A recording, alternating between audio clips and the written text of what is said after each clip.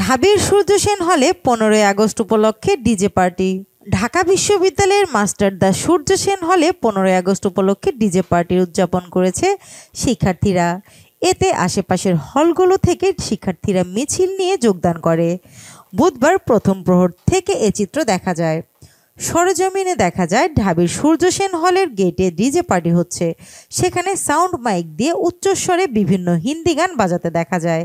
তাদের সবার হাতেই লাঠি সোটা, বড় স্টিলের পাইপ, হকি স্টিক ইত্যাদি নিয়ে নাচানাচি করতে দেখা যায়।